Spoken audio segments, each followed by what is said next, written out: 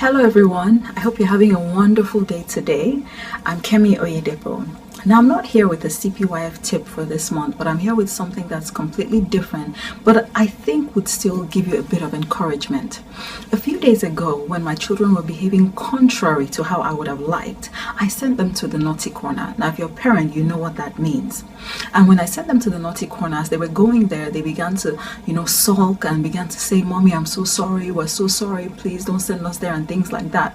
Now I told them to still just go there, sit down there and go and think about what they had done that got Mommy upset. So they went to that naughty corner, sat down with themselves, and I left the room, went about to go and handle other chores that I was doing. A few minutes later, I began to hear them laughing and giggling. So I walked back into the room and I saw my children tickling themselves, playing around. They still sat in that corner, but they were, tickling themselves, playing around, just joking around with themselves. And of course, as I stood there, I got very upset. And I thought to myself, are you kidding me?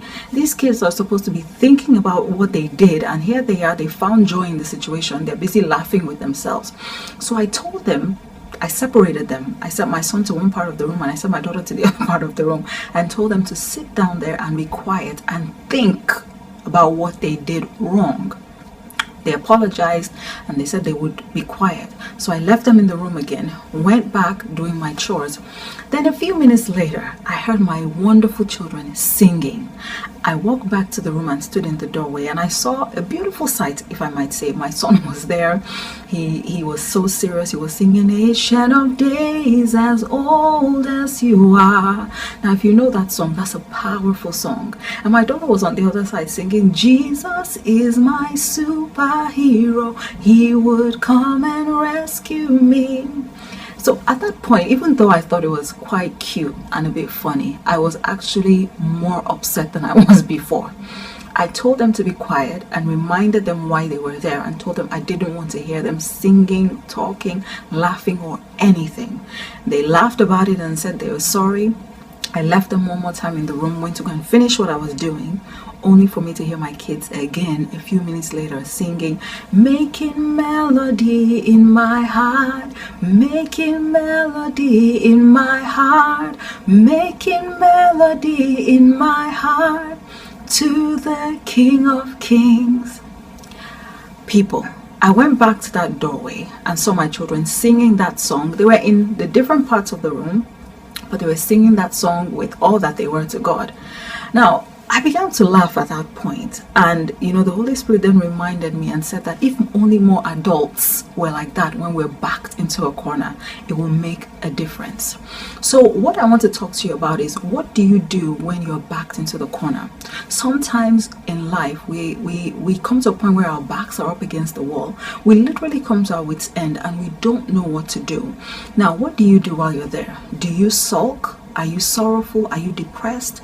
Or do you find joy in the situation, even like they did? Do you get excited? Do you encourage yourself in the Lord like David did? What do you do? I've learned that whatever you do determines how long you remain in that situation. The truth is, as they were getting very excited in the naughty corners, I was getting really, really upset because I thought they are really not getting anything out of this. It's not even working. I got upset to the point where I said, okay, you know what, just get up and go. Just get up and go.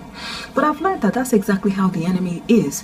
If he finds us in a corner where he expects us to be sad, downcast, upset, sorrowful, even angry at God, but we're doing the opposite. We're excited, we're still looking onto God, still encouraging ourselves. He gets to a point where he gets so angry and he's thinking, okay, you know what, just go, just go, just go. That's exactly how life is. So I want to encourage you today that whatever situation you find yourself in, don't allow yourself to be downcast. Don't honor anything that the devil does to you with a cry, with a sigh, with any kind of depression. Just look up to God. David said it. He said, "My soul, why are you cast down for goodness sake when your expectation is from the Lord?" Do that with yourself. Now, this is not a CPYF tip, but if you are in a situation in your family life where you feel that the enemy has come in, he has taken over, something has come over your children, something has come over your spouse, find joy even in that situation. Don't allow yourself for a second to be sad about it. What you do while you're in that situation determines how long you will remain there. If you remain joyful, if you keep looking up to God as your hope and keep finding your rest in Him, the enemy will have no choice but to pack out of your home and pack out of your life for good. So that's an encouragement for you all out there. I don't know who needed it, but I just felt the need to bring it to you, to just find joy in whatever corner of life you may be in. The same way my kids, even though they were upsetting me, were singing. They were singing to God, reminding Him, talking about Ancient of Days, as old as you are, you will never change. Talking about Jesus, you will come and rescue me from this situation. Still making melody in their heart, despite the fact that they were supposed to be in a place where they're just sad and sorrowful. But they chose not to allow the situation to bring them down. Well, even though it's a very kind of a minor thing, I picked some lessons from it. So, and I hope that you did too. If you know me and you're a Facebook friend of mine, you know that I always like to learn a lot from little situations here and there that has to do with my children. So that's why I wanted to share this with you today, and I hope it's helped you. I hope it's put a smile on your face. And I hope most importantly that you would do something from what you've received today. All right, that's it for today. Until my CPYF tip next month, take good care of yourself and remain blessed. Bye-bye.